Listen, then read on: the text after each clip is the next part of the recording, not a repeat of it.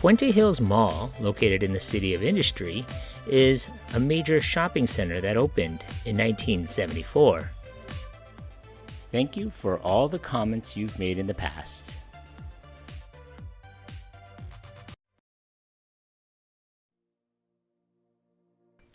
The Puente Hills Mall was opened in phases over a year from February of 1974 through spring of 1975, after the completion of the Pomona Freeway a few years earlier. Plans for an eastern San Gabriel Valley shopping hub was announced in August of 1972. A fully enclosed venue would occupy a 94-acre tract located 21 miles east of Los Angeles. When it was completed, the $40 million Puente Hills Mall encompassed 2 levels and 1.8 million square feet. A 3-level, 160,000 square foot The Broadway was dedicated on February 18, 1974.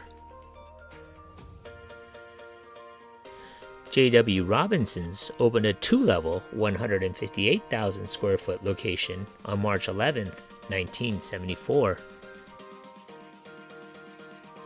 A 2-level, 129,000 square foot Sears was dedicated on April 17th. The fourth and final anchor, a 2-level, 150,000 square foot JCPenney, opened on April 16, 1975. Puente Hills Mall housed 125 stores and services. Charter tenants included Harris and Frank Menswear, Florsheim Shoes, Rebel Shops Menswear, The Gap, Security Pacific Bank, and Pasadena Federal Savings. There was also a Sears Auto Center, the Broadway Tire Center, Penny's Auto Center, and a Bank of America branch. The freestanding American multi-cinema Puente Mall 6 opened on December 22, 1974. This multiplex was joined by a second freestanding venue, the AMC Puente East 4, which was inaugurated in April 4, 1980. On another side note, one of the mall's original tenants was the first Foot Locker store, which still stands there today. By September of 1975, the mall reported 152 stores opened and announced plans for a construction of an adjacent 41-acre auto mall and home improvement and home furnishings retail district. The Puente Hills Mall became part of 1980s pop culture when it served as a filming location for the fictional Twin Pines Mall, later the Lone Pine Mall, in the 1985 film Back to the Future. In the film, Doc Brown uses the mall's south parking lot to stage his time travel experiments with the DeLorean time machine. The JCPenney and Robinson store featured prominently in the background. A Ross Dress for Less can be seen in the strip mall across the street. The scenes were filmed in January of 1985.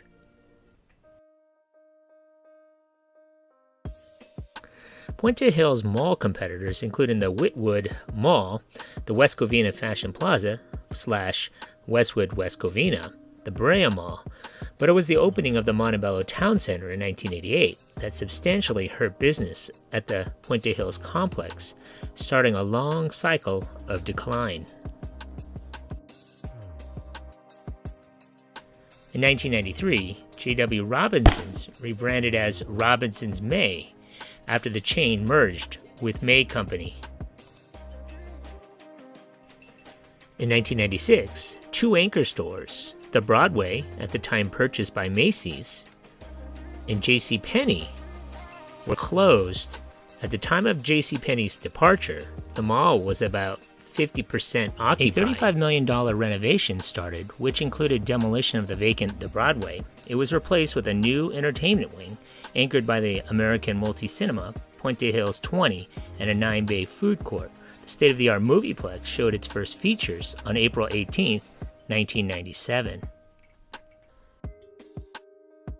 Focal points of the original mall's fountain, or center, court was the polished granite fountain and the octagonal skylight.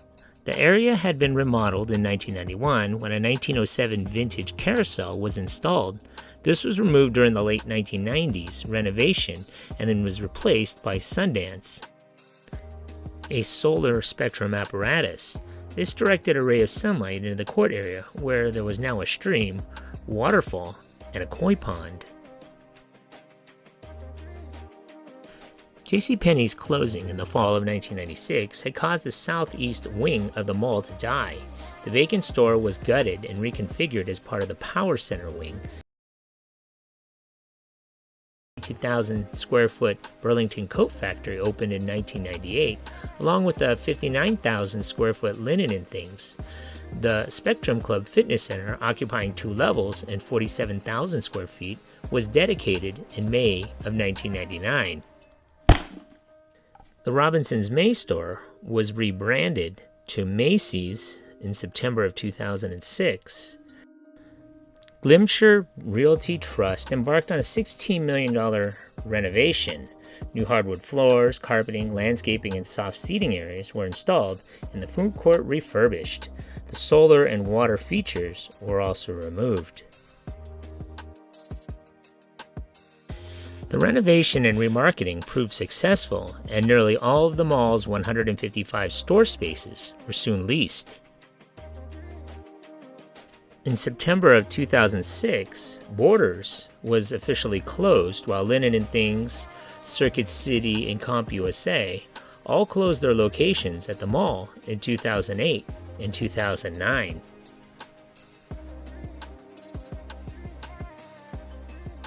In August of 2010, the Japanese sports entertainment chain Round One opened the first U.S. location of Round One Bowling and Amusement, a video game arcade and bowling alley, as a new anchor. It was the company's first overseas stores, replacing Linen and Things. Toys R Us opened in June of 2011, taking the spot previously occupied by Circuit City. Toys R Us had formerly been located at the plaza at Puente Hills on Gale Avenue in Industry, the old site being located near the current Frank & Sons collectible show. Toys R Us closed its doors on April 15, 2018. Another anchor store, Sears, closed in September of 2018. In 2020, another anchor, Forever 21, closed in January. On January 5th, 2022, Macy's announced that their Puente Hills Mall anchor would be closing in the first financial quarter of 2022. After the store closes, Burlington and AMC would be the only remaining anchors left in the mall. So you thought this was another repeat of the same video, huh? Well, I decided to visit this mall in 2023 to check out the mall as it looks in its present state, as well as respond to some of the comments that people have made about this mall. The first thing that greeted me at this mall was a Mercedes-Benz doing donuts in the mall parking lot. What a way to start off this video, right? This is the first time that I've actually walked in this mall in over 24 years. Sure, I visited Macy's about 8 years ago, but even that store has been closed. The exterior looked a little run down, but what truly was sad was the interior of the mall. I mean, the sheer number of empty stores was apparent. I mean, even the iconic Twin Pines Mall sign on display was looking sad and reflected the image of the mall. Storefront after storefront is literally boarded up or has had their windows painted black. Some stores are being used as storage as well. As I walk around the center of the mall, I remember what some of your comments about what it was here before. The carousel, which was removed in the 1990s, part of which was for insurance reasons, according to one local store owner in the mall, as well as the stream that was at the mall, kind of like a Bass Pro Shop with koi instead of trout. I'm sure the mall maintenance had enough problems with the koi being poisoned by the coins being dropped in the water. or shoppers accidentally falling into the water because they're on their phone. Oh wait, this is before smartphones. Today, there are no more carousels or streams in the mall, just a large center courtyard that mall shoppers just lounge and take in the empty mall. In fact, the mall was pretty quiet, save for some kid blowing a whistle at the top of their lungs, something you couldn't get away with at any other mall. When I went to the Puente Hills Mall on a Saturday, as you can see here, the mall was empty. Not even the cold air condition would bring would-be shoppers here on a hot day. As I had mentioned previously, in August of 1996, a $35 million renovation had brought in a 9-bay food court. The current 9-bay food court has 2 active restaurants, with another one, Hot Dog on a Stick, closed for repairs and maintenance.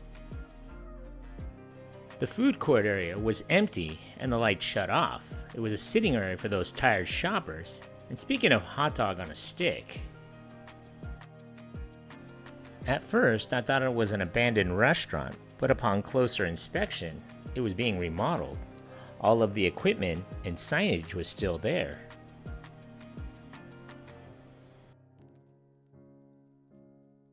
Across from the food court was a boarded up former Borders book, and next to that was the former H&M store with a note thanking customers for their years of business.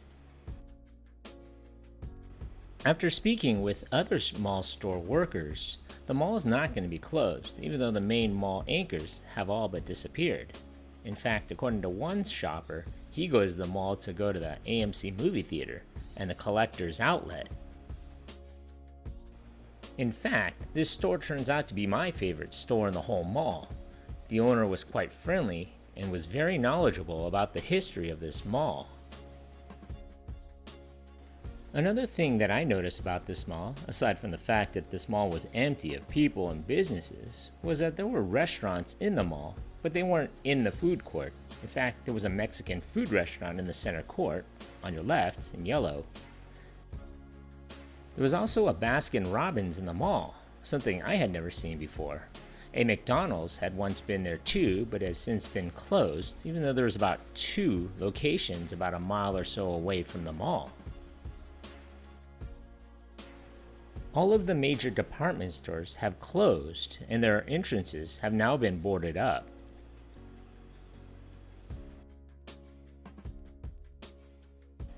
The mall does have a Round 1, a Burlington, and a Ross to help drive business, even though I would think Puente Hills Mall needs a bigger anchor. But I just started to lose count on how many stores were actually left in this mall, and that is pretty bad. In fact, I started to look around the mall to look at a mall directory.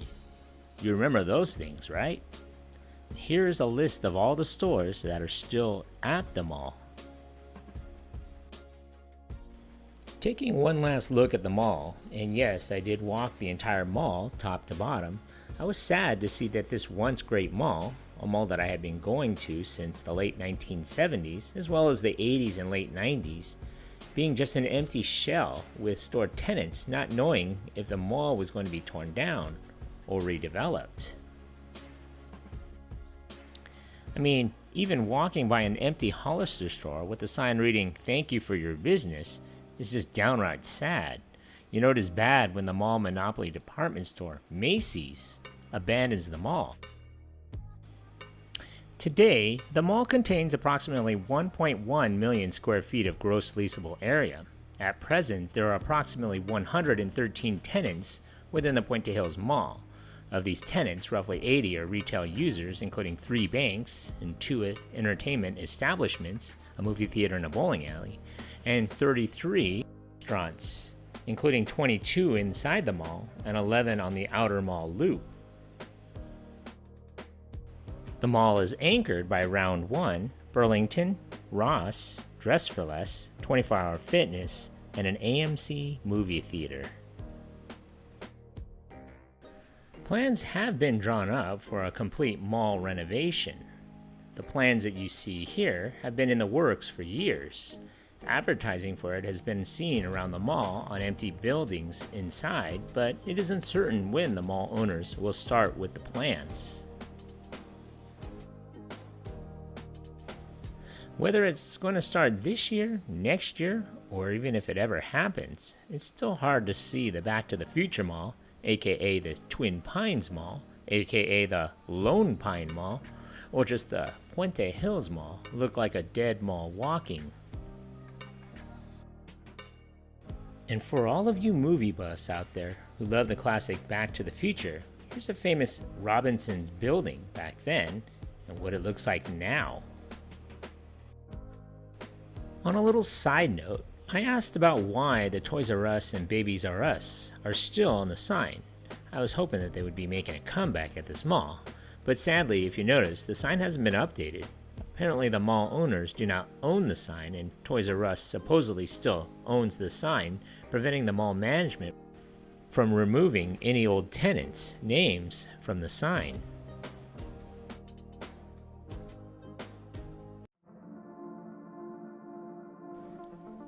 Thank you for watching. If you like this content, and if you haven't already, hit that subscribe button. Thanks.